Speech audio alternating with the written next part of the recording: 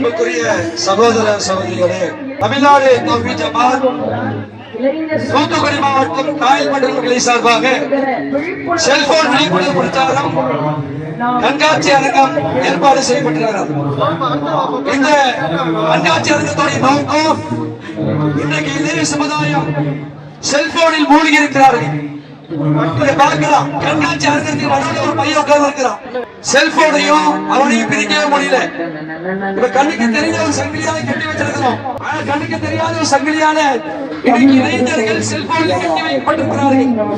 Reels, Instagram, Facebook, Twitter, YouTube, இதுதான் நம்முடைய சதா காலத்தை கழித்துக் கொண்டிருக்கிறான்.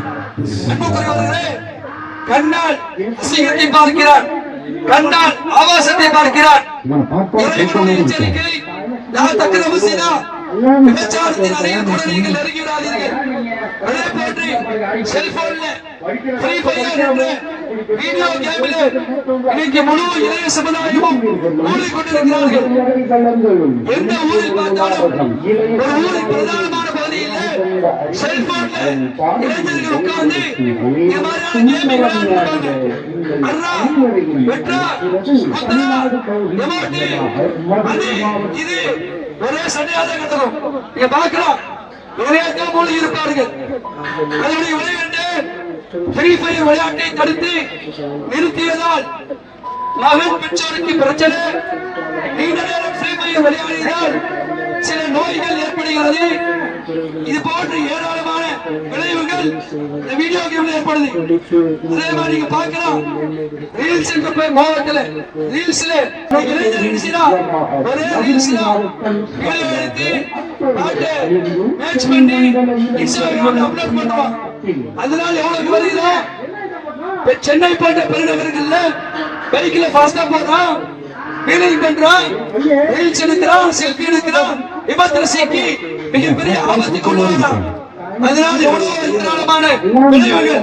தனிமையிலே ஆபாச படங்கள், சினிமா படங்கள், சமூக வலைதளங்களில் அந்நிய ஆண் பெண்களுடன் பேச்சு, இறை செய்தியுடைய அறிவுரை என்ன? அல்லாஹ்வின் நிழலை தவிர வேற எந்த நிழலும் இல்லாத அந்த மறுமை நாளிலே அல்லாஹ் அரசின் நிழலில் இடம் கொடுக்கிறான். யாருக்கு? தனிமையில் அல்லாஹ்வை நிறுத்தி கண்ணீர் சிந்திய மனிதன், இளமை பருவத்தில் இஸ்லாத்தில் ஊறி திளைத்த இளைஞர். பெற்றோர்களே, பொறுப்புணர்ந்து செயல்படுங்கள். இறை நம்பிக்கை கொண்டவரே, உங்களையும் உங்கள் குடும்பத்தாரையும் நெருப்பை விட்டு பாதுகாத்துக் கொள்ளுங்கள். மனிதர்களும் கற்களுமே நரகத்தின் எரிபொருள் ஆவார்கள். அஸ்ஸலாமு அலைக்கும் வரஹ்மத்துல்லாஹி வபரகாத்துஹு. இனிமிக்க எல்லாம் வல்ல அல்லாஹ்வுடைய நல்லடியார்களே, இளமை பருவத்தை மார்க்கம் சொன்ன அடிப்படையில், குர்ஆன் ஹதீஸின் அடிப்படையில் நாம் பயன்படுத்தக்கூடியவர்களாக இருக்க வேண்டும். ஆனால் தற்போது வாலிப பருவத்தில் இருக்கக்கூடிய ஆண்களும் பெண்களும் செல்போனில் சீரழித்து கொண்டிருக்கக்கூடிய ஒரு அவல நிலையை பார்த்து கொண்டிருக்கின்றோம். ஏராளமான காரியங்களை இந்த செல்போனின் மூலம் சர்வ சாதாரணமாக செய்யக்கூடியவர்களாக இருக்கிறார்கள்.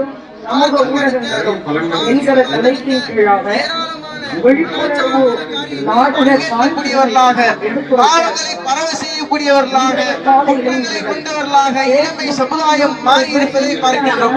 இறைவன் கொடுத்த மிகப்பெரிய அருளாக இருக்கக்கூடிய அந்த கண்ணை பாதுகாப்பதற்காக இறைவன் தந்தான். பார்ப்பதற்காக மட்டுமல்லாமல் அதை பாதுகாக்கக்கூடியவர்களாக நம்ம இருக்க வேண்டும். ஆனால் அந்த கண்ணின் மூலம் செல்போனை அதிகமாக பார்த்து அந்த கண்ணை வீணடிக்கக்கூடியவர்களாக இருக்கிறார்கள். அதே போன்று அருவருப்பான கேவலமான காரியத்தின் பக்கம் மார்க்கம் நெருங்கக்கூடாது என்று தடை செய்திருக்கிறது. ஆனால் இந்த செல்போனின் மூலம் ஏராளமான காரியத்தின் பக்கம் செல்லக்கூடியவர்களாக இருக்கிறார்கள்.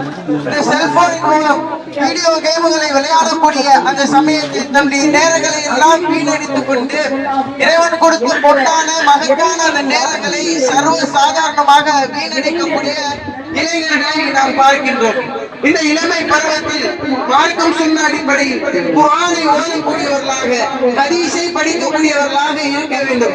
இந்த செல்போனை பயன்படுத்துவதன் மூலம் நமக்கு ஒருபோதும் நன்மை கிடைக்காது. தீமையான ரீல்ஸ் பார்க்கக்கூடிய அந்த நேரம் நம்முடைய பாவங்கள் தான் அதிகமாகும். அதே போன்று அதில் கேம் விளையாடக்கூடிய அந்த சமயத்தில் நம்முடைய நேரங்கள் தான் வீணா போகும். நம்முடைய மறுமை வாழ்க்கையும் இன்மை வாழ்க்கையும் இதன் மூலம் நாம் இழந்துவிட்டு தான் நிற்கின்றோம். இப்ப இந்த செல்போனை நாம் பயன்படுத்தக்கூடியவர்கள் குர்ஆன் சுன்னா அடிப்படையில் நன்மை பக்கம் விரையக்கூடியவர்களாக இருக்க வேண்டும். அல்லாஹ்வுடைய தூதர் அவர்கள் சொல்லி இருக்கிறார்கள், குர்ஆனை ஓதுவதன் மூலம் ஏராளமான நன்மைகள் இருக்கிறது என்று. அலிஃப் லாம் மீம் இதை ஒரு எழுத்து என்று நான் கூற மாட்டேன். அலிஃபுன் அர்ஃபுன் வ லாமுன் அர்ஃபுன் வ மீமுன் அர்ஃபுன்.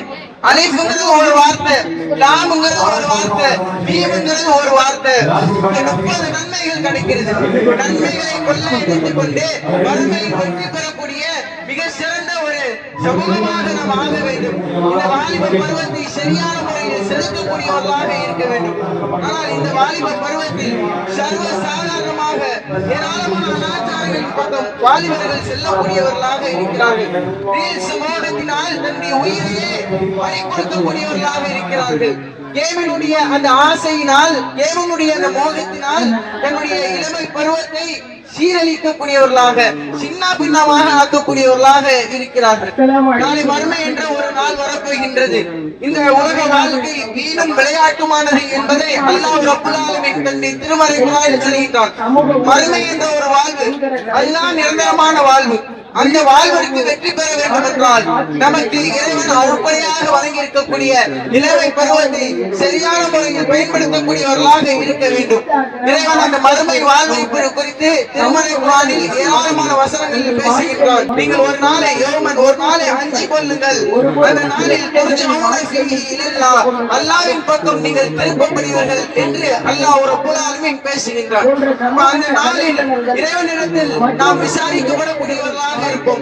இறைவனுடைய இந்த சந்நிதியானத்தில் நிற்கக்கூடியவர்களாக இருப்போம்.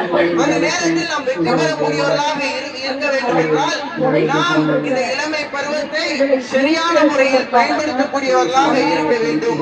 அல்லாஹ் ரப்பல் ஆலமீன் நாளை மறுமையில் சில நபர்களுக்கு தன்னுடைய அர்ஷுடைய நிழலை தருவார். அப்படி அர்ஷுடைய நிழலை பெறக்கூடிய ஒரு நபர் இளைஞராக இருக்கிறார். ஷாபுன் நஷஅ ஃபீ இபாதத்தில்லாஹ், அல்லாஹ்வுடைய வணக்க வழிபாட்டில் இளமை பருவத்தில் ஓடி தேய்த்த இளைஞர்களுக்கு அந்த அர்ஷுடைய நிழல் கிடைக்கும். அந்த அரசுடைய நிழல் கிடைக்க வேண்டும் என்றால் இளமை பருவத்தை சரியான முறையில் பயன்படுத்தக்கூடியவர்களாக இருக்க வேண்டும்.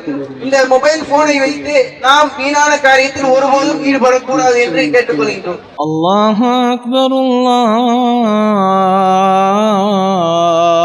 அக்பர்.